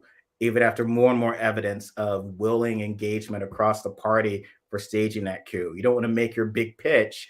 Well, I worked with the fascists to build bridges. And maybe you don't want to keep praising the good old days you could work with segregationists. I don't see it as consistent with your message, but whatever. But this is not working. So sorry. No, I just have another little aside, right? Because I remembered from when Steve and I were fighting with some people earlier this week, the very specific hatred for Elizabeth Warren that a lot of people have, which I am so not there for this week, even more than ever, when she is probably the loudest person in the Senate this week saying fuck you with your overturning Roe. Yeah, she's holding phone call all this kind of shit in order to gin up support. So well, the argument often I've seen from the usual suspects is she's just performative, and performative is fucking necessary. Be more performative. I think these people perhaps have never witnessed a successful political campaign. Yeah. Perhaps that's, and I'm almost 48. So there was until 1992, until I was 18, I had not witnessed a successful Democratic political campaign. It was always pretty a lot of my parents voting. I was even asking, why do you keep voting for people who lose? I was like, well, like I don't want to get in your business. Like this Mondale guy seems good, but like, man, just seems like everyone you vote I for. thought everyone who voted for Reagan would never tell you that they did because they didn't want you to know that they hated poor people. And that was my logic when I was 4. And I wish that I was correct, and I am not. They're totally proud of the fact that they hate poor people. But, you know, in '92, a lot the how people spoke was a lot like with Warren, and like the country's going in the wrong direction. The rhetoric from Clinton was, "We're taking our country back." I remember seeing Al Gore speak, introduced by Michael Stipe, at Athens, Georgia, in 1992, and he was like it was angry, like this party, these guys are fucking it up. We're gonna make it better. And it wasn't about how great Republicans are. They were very and Clinton's sort of empathy. There's a famous debate section where a lady asked specifically the president, Bush, how have you been impacted by the recession or whatever? It's a silly question to ask, right? But the president, he doesn't care, but he can't answer it. Clinton can. He talks about, well, I also live in a small state. If someone lost their job, I probably know them. You know, if a factory closes, I know. And it is connecting on a human level. But humans have other emotions as well. And if the only party expressing true emotion beyond like shut up, sit down and shut up and everything's going to be all right, the only party expressing true emotion is the anger and like, I see you. And I think the mistake is to look at voters failed us in 2016. Yeah. And you know, Sanders was wrong and Trump was, everything about them was wrong. And so we got to that. It's like, okay, well, rallies suck because Trump did well at rallies, and personas suck because Trump did well at them. And young people suck because they liked Sanders and they like Warren. It's not necessarily effective. What's effective is like, how do we reach these people and communicate to them? And Trump, and Robin has spoken this as well, was very much about, I see you, you are angry. And even his stuff is, again, it was like, they tell people they're fabulous. Like contempt that it sounds so stupid, but yes, he's like, oh my God, you are the best people in the entire world. I'm so amazed by how super great you are. And that it's like actually like how he begins half his speeches, like what wonderful people. And you know, I hate to say it, but it clearly it works. Well, and like so many Democrats too, like, you know, I'm a policy nerd, like I do law policy, you know, for a living. But like, so it's very easy for people to like really want, you know, kind of the wonky whatever. And I do want that, but you can want that and also want like the charisma that is needed to really win people over. Like Obama had that.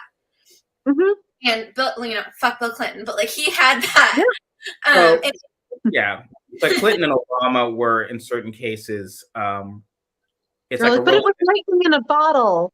Like, well, yeah, I mean, you know, but they both also you know, had a strong element of, you know, change. Which is what people want. People don't want like, oh, we're going to keep things basically the same. Everything's going to be nice and stable. The way things are now is fine, and everything is great. Nothing needs to actually change. There's the hope of change with the pandemic. Like, okay, you can come in, you can change this. Without the pandemic, it might have been a little different. But even then, it was, Republicans said, I will make, if you're just promising the status quo, we'll blow it up. So you can't even deliver that. And they should have learned that from the Obama. If they don't have issues, they will make them up. Oh, yeah. That's what critical race theory is. They made up an issue and then got mad about it. To make people afraid. But I do, it's this sense of, well, that perfect candidate who is your sort of, Jed Bartlett type of candidate who is both smartest person in the room and also charismatic is somewhat of a fantasy. And I think Republicans recognize that celebrity works. So you can mock Herschel Walker, you can mock Dr. Oz, but then they will have the same vote in the Senate as your Nobel Prize winner from California. And I would just like to say that like Jed Bartlett is really way too wishy-washy on abortion for me. Well, that is a very part of Sorkin's thing of like the perfect Democrat. It's like we can't actually. We're going to have a he has to be sort of wishy-washy on abortion and wishy-washy on rights and so forth. And every Republican that you see on the West Wing isn't really terrible. And they stand up to the terrible members of the party. And so it's all kind of white. And there are openly gay Republican congressmen who oppose gay marriage from a principled standpoint. Yeah. Don't you feel better? It's all principle. Principle makes you feel better. Because that totally matters and affects your life. Like, oh, wow. Well, if it's principled. Yeah, that is just such an absurd. So, yeah, right now, the idea is like, I think candidates who are coming out and saying we need to, fundamentally make change. But there's a whole thing that I'm seeing online of like, people who are sort of, I don't want to hear anything from angry guys about abortion because you didn't vote for Clinton. It was fine. And I get people being upset about that. And you should alienate any potential voter. You are awesome at canvassing. Because otherwise it's just like, all right, fine. And I could, look, like if someone was kind of on the fence on slavery, some white guy's like, I don't care about slavery, but if there was like, I'm fine, I'll vote for the anti-slavery candidate who also, has like free roads for me, and because I live in a short hole, but I don't really care one way about slavery, but I'll vote for the anti-slavery candidate if he does that. Then do that. But there's this whole thing of where I see this sense of like, oh, we should never deign to. It should be enough for abortion rights that you vote for us on abortion rights, and we're not going to give you any of this sort of left-wing stuff. How dare you put it that way? However, we do need to appeal to some white moderates. So we need to kind of, fund the police more so that they will, because it's not enough. Abortion Because that's something they'll actually notice, which it's not. Yeah. So I was being sarcastic. Well, like I'm going to be, running like a fucking underground railroad for abortion this time next year. Well,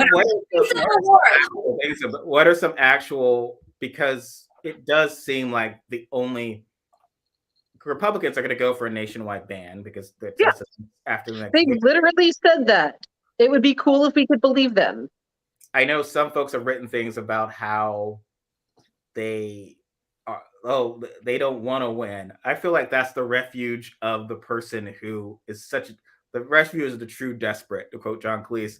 It's like, oh, well, they don't really want to overturn. They'll be really unfortunate once they get it. It's like sort of like Brad Pitt doesn't really want to be that handsome. Yeah. Like he doesn't, like that's just too much. He's like secretly he wishes he wasn't. He didn't have the Oscar and the lady. Like he'd be happy just being like you. It's like, no, are we sure? So I think Republicans are going to be very happy when Roe gets overturned. They're already lying that it was polarizing and unpopular. They're going to do that.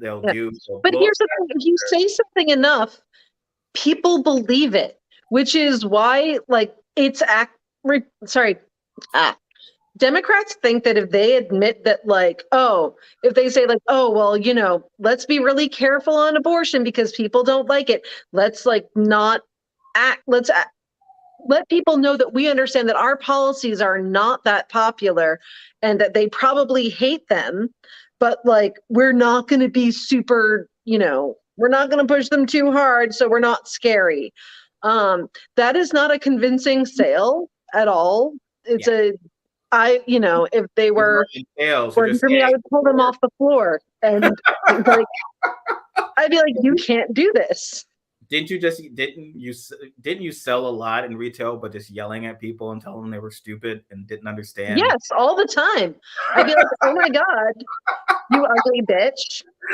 Why don't you like this thing that I picked out for you? Because people loved that. No, although I will say, rich ladies love when you call them bitch. They will like throw money at you. It's a whole ass thing.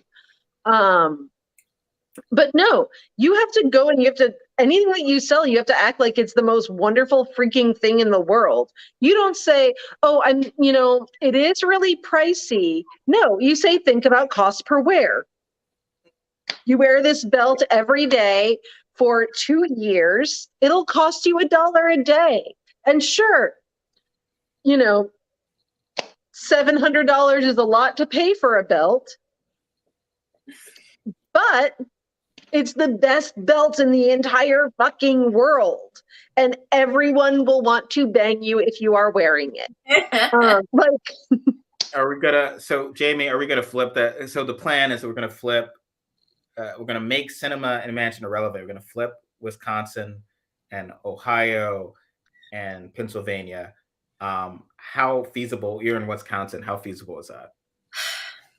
You know, I'm not sure. I've been really scared about midterms for a while now, because I do think that a lot of the crazy lying bullshit that Republicans spew is getting through to a lot of people in the more blue collar areas, the white blue collar areas of the state, not here in Milwaukee County. But and so I am really scared. We also, our governor is up for re-election this year as well, which is like he is currently the only thing keeping like Wisconsin's laws remotely sane right now.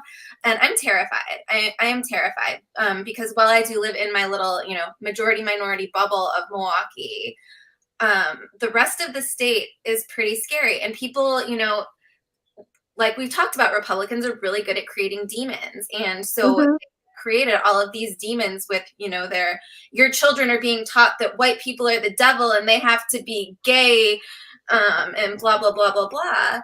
And what are Democrats doing in return? Again, like this goes back to my Democrats need to be stronger about what they're doing and really stand up for what they believe in. That said, like Ron Johnson is super unpopular. His approval rating is never very high.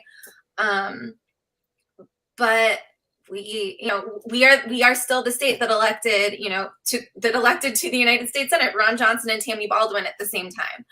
And Biden did decisively win Wisconsin. He won by 20,000 votes. Fuck you, Michael Gableman. You keep trying to say that the election was stolen. It wasn't. Fuck you. However, it was a very high turnout election, and midterms are historically low turnout. And the side that's louder has an easier time of getting people to turn out. Yeah, as our colleague Michael mentioned, we also not just need to flip, but got to retain Warnock and Kelly and Georgia and Arizona, which again, Sinema and Manchin have made harder. I've seen polls with Warnock up over Herschel Walker, but having lived in Georgia, I do think Walker is very popular, especially among certain white moderates. He is a very appealing type of candidate. So yeah, I mean, and I'm also real worried about Ohio because like I have a special place of hatred in my heart for JD Vance. Yeah. He's terrible. I know you do. I've actually always loved your JD Vance pieces. Like they are my favorite. I'm not gonna lie. I was living in Appalachia when his bullshit book came out and was lucky to be surrounded by real Appalachians who fucking hated him, who really were able to help inform my opinion. Yeah. What are Ryan's chances? It says like Ohio has sort of kind of been lost to Democrats again because of the work Susan Sarandon did with those union households. But it seems like there's no like even when he lost, Trump held it by like 9 points. And so I don't like, how does that deficit, does Ryan have a chance at that deficit? Is Ryan's fundamentally a more appealing candidate than Biden was? Right. Really, I think what we have to hope for is that like JD Vance's unique unlikability will come to be important there. Like truly, like I was living in West Virginia for Joe Manchin's last election, and I think had there been like a better Republican running against him, better not in my terms, but in terms of like not being uniquely hateable in a very Ted Cruz-ish kind of way, that Manchin easily could have lost that election. But like the Republicans nominated West Virginia's Attorney General, who really is like a Ted Cruz level of just like uniquely hateable. So that's my only hope is that like JD Vance's like hateability will come through. Yeah, I mean a Senate with Herschel Walker, Dr. Oz, and JD Vance. Yikes! This is a bad place. That was very scary. I don't know who the terrible person, and I was writing about Carrie Lake, because she's running for governor in Arizona. But I don't know who's running. I need to look more into who's running against. I know we also need to worry about Nevada as well, because Biden's really been hemorrhaging Latino voters, and I think that's gonna be an issue. Nevada, do they still have a majority female legislature? Because I have some draft bills on things like banning male ejaculation, unless in furtherance of a notarized agreement to procreate. That I would really like someone to take up. Was that a I rumor? don't think promote those bills. Wanted to ban birth control unless only if you're married you get birth control or something like that. Oh yeah, Marsha Blackburn was just talking about that. Mm-hmm. Yeah. So I think, like, once again, we all believe people should vote for non-crazy candidates, vote for Democrats, come out to vote, try to help people vote, because obviously that's a lot to ask of their elected officials, but maybe the folks on the ground can try to get people to the polls and help them, the activism. But what I don't want to see is the very desperate people who are feeling their rights being taken away. Having been in that position myself a couple of years ago with the Black Lives Matter, to see that suddenly be, or for have Democrats say that is why they're losing power. Yeah. I lost the uterus having were so uppity, and they had the wrong kind of slogan, and they said abortion, which is a new thing, right? And they do trans inclusive. Yes. Like, you're saying abortion, that's why it's a problem. Just like defund. Abortion is the new defund. So just say choice and don't say abortion, because abortion sounds terrible. And wasn't it better when we just said safe, legal, and rare? What's really rare? Something that's illegal. Yeah. So they kind of actually abortion rates were higher before Roe. Yeah. They just were unsafe. Yet abortion is kind of unique in that regard, where because the demand for abortion doesn't go down just because.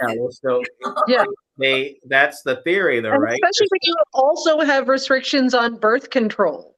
We're gonna, this is the thing. They think in their heart of hearts that what is going to happen is that women are just going to stop having abortions, and they're going to get pregnant, and then they're going to settle down with whoever the fuck gets them pregnant, any loser. So he's going to be all set, have a woman to take care of him, and they will then get like one woman out of the job market. Like, Ross Douthat was very clear about this. That was his. And he's supposed to be the reasonable New York Times one. He was like, it was better when women had to stay with men for survival reasons.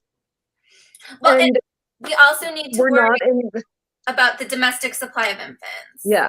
The domestic supply of infants going and churning like we're basically chattel. Isn't that fun, ladies? And I sometimes I do wish that the face of this wasn't always the Handmaid's Tale, because that presents a dystopian future as opposed to a past that had existed, and it's also very so annoyed by Elizabeth Moss.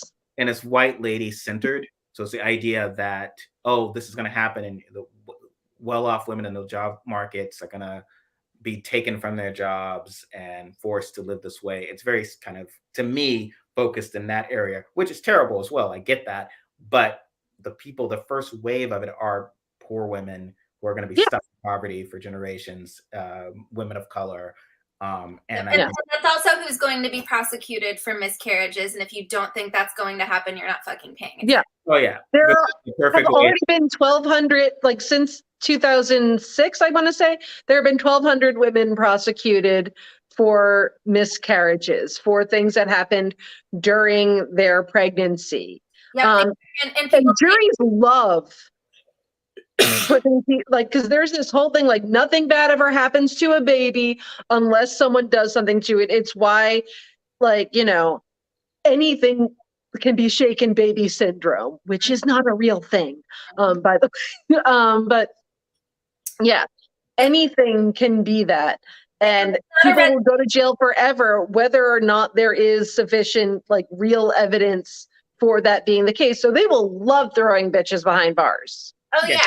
yeah. And it's not just going to happen in red states. And, while, a lot of blue states, do already have like protections for abortion, that will be meaningless once the federal abortion ban is passed. Yeah. It's actually California is where a lot of these prosecutions for miscarriages are currently happening. So it's not like it's only confined to. Yeah. So, yeah, I mean, Black women also. Although 500 of them were in Alabama. Black women, obviously, the most prominent, prominent and reliable Democratic voting electorate, and then demographic, and then Latino women, more so Latino men, who are moving more towards the right. So, essentially, women of color that benefits Republic. So this is whenever someone says they don't want to overturn Roe, and they don't want to prosecute women for that. Of course they do, and they're dying to. And the victims will be people who are inherently not someone that white moderates necessarily going to boo-hoo about, right? Yeah. They are going to be fine with this result. Again, or they'll be mad for literally one day and then forget about it. Like, I wish it'll trend on Twitter. I wish that voting harder could work. I wish that would be the solution for the past 20 years. I wish there was a time machine so that I could go back and convince Susan Sarandon to endorse Hillary Clinton and speak at the convention after Michael Bloomberg. But considering that these things just can't happen fundamentally, what do you see? We've talked about this. You said, and you could wind us up with that, expanding the court, bringing in more senators, but with DC statehood and PR statehood are really fundamental. Like, that's where we are. Like, trying to keep the status quo is not working. Could you speak to that? Yeah, I mean, listen, like we have a constitution that at its heart is not democratic. Between the Electoral College and the Senate. The Senate was created to appease slave states and small states, and that's something that we also need to remember. But it truly is, the Senate is truly fundamentally an undemocratic institution because of the overwhelming weight that it gives to voters in small states. But, that's where we are, and it's what we have, and it's what we're stuck with because we're not going to be rewriting the Constitution anytime soon. That said, there are plenty of things we can do within the existing Constitution, such as DC statehood, such as expanding not just the Supreme Court, expand all of the fucking federal courts. And there's a reason to. Like, it's not just, yes, it's important for our democracy and not falling into fascism, which we are like so fucking dangerously close to doing. But like, also, how many of our courts have huge fucking backlogs? So you're like, yes, we should expand the Supreme Court. We should expand our lower courts as well. We should also get rid of fucking guaranteed lifetime tenure for federal judges. If Puerto Rico wants statehood, Puerto Rico should become a state. But again, I think that's up to the voters of Puerto Rico, but should not be up to, politicians from fucking West Virginia. But there are plenty of measures that we can take to try to make, create a more democratic system and a system that is safer from the creeping fascism. But so far and it's not the voters that have the problem. It is the politicians that don't have the balls to do these things.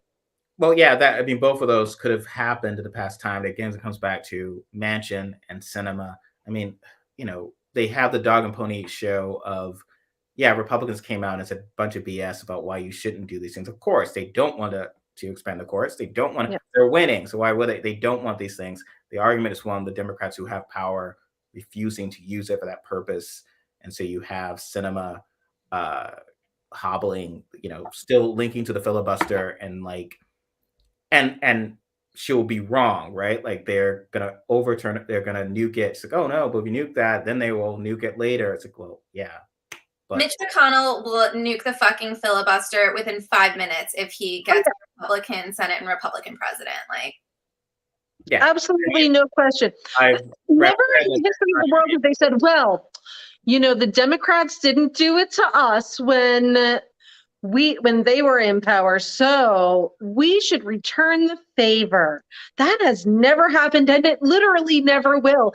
And they will never be punished for it happening. Well, It will not happen because people don't actually give a shit. They just want their things. Because I think they said there's a good chance that if DeSantis or Trump, but DeSantis potentially most likely, but 2024, the Senate, based on projections for 2022, 2024, unless something major happens, you could have a 60 vote. They could have 64, but they won't need to nuke the filibuster. I don't know how saying it makes. I mean, again, I wish everyone would go out and vote, but you need to sell. I mean, again, I've been involved in plays that I wish sold. I've written books I wish sold. I mean, wishing doesn't have. You need to like sell this and communicate, make this happen. It is clearly not occurring. There's a complete. I just don't. We're about to like lose. I would say almost legitimately, pretty legitimately, since of votes, we're going to lose to a party that tried to overturn the and ultimately everyone can kind of, to quote Sorkin again, identify the problem and figure out who to blame for it. But ultimately someone needs to say like, how did we get in this position? I mean, certain things that, Rob and I talked about Dianne Feinstein, her age, and there was another article about some of her challenges. And again, it's kind of like how we wind up in these perceptions things. So this is out. Meanwhile, we might potentially have an 82-year-old incumbent running for presidency while there's all these articles about how a staff who just wants to stay in the levers of power are potentially committing elder abuse to ensure that they commit in power does not necessarily help create a compelling argument for the 82-year-old incumbent. Don't worry, that's not happening here at the presidency. Just in California is just a very, it just seems like our messages are not aligned. And I had to say, I'm from South Carolina, personally like Clyburn just as a guy, right? But like, geez, like, what are you doing? Like, not saying like voting rights is more important than abortion rights this week of all weeks? Yeah. It's not really a super great message. And yes, it is very important, but it's not really like the time for that. It's also not the time to be stumping for an anti-abortion Democrat unless like literally all you give a shit about is preventing Medicare for all. So pharmaceutical companies will keep like pouring money at you. That's not a thing, but throwing money at you. I mean, the lady in the Sentinels, she is it's their fear always is that the progressive will lose unless we run a near Republican. That is not their actual fear. Their actual fear is that the progressive will get elected. But what they say, right? And so, but this is a district that Clinton won, that Biden won, is not necessarily that hard a district to hold. And again, and she's a great candidate. So I found very disappointing. And again, you were able, not to diminish your capabilities, but you're obviously not a professional politician, but you're able to draw the line between voting rights and abortion rights in the sense that if we're locking away women of color for miscarriages, that's not great for voting rights. That's not great. No, it's not. So this is all connected. And it's easy to sort of do, intersectionality should be. Nothing happens in a vacuum. That should be a thing that Democrats do. But I mean, we don't, this is not a party that reflects the fact that Trump won or that Mitch McConnell blocked Garland or that Tom Cotton won in 2014 or that Ted Cruz won in 2012 or that Ruby, like there's no awareness of, and instead these guys just sit back and be like, oh, look at these assholes. And they'll say it when Dr. Oz walks in and JD Vance, like, look at all these assholes. I miss the days when we could have lunch with a nice guy. But it's like, I'm so mad about that. I'm so mad about it. I'm like, on top of the fact that it's a horrible thing to say, like, why is no one, he keeps saying it and no one is fucking stopping him. Because Robin, you're missing a key point. Segregationists have many flaws, but they always pick up the check. And so, you gotta miss, like, this is like I'm getting a steak. I disagree with, you sending those dogs in to bite all those people trying to integrate a school, man. But this is the best steak dinner and the martinis, and you pay for the second round. You didn't do the little thing where it's like, did you get the appetizer or did I? Like, he's just like, no, it's all on me. That's the kind of guy. That's what I miss in DC. I'm years old. I doubt they even picked up the check. Is what no, they did not pick up the check. They were like, I'm gonna be like, oh my gosh, thank you for hanging out with me. Yes, this will make everything better. Here's one thing that I will say over and over and over again forever. People who try too hard to be friends with people who don't want to be their friends are really shitty friends to the people that actually should matter to them in their life. And so if you're spending all your time trying to figure out like how to make Republicans like us and how to get back to some magical era in time where, government was filled with a bunch of white men who would not otherwise be like affected by the politics that happened and the laws that they made, then, we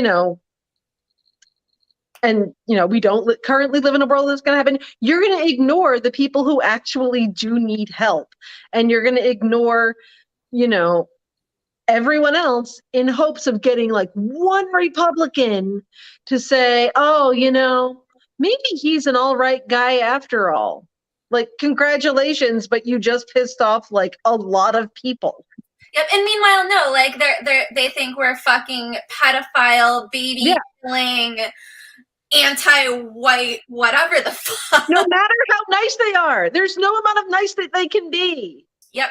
Yeah, they want this sort of punch clock villainy where it's really the People magazine or something would do this whole thing of Marjorie the Green and AOC like having mani-pedis together and playing at the club and going to see movies together or something. And it's like, no, we fundamentally, like, she's evil.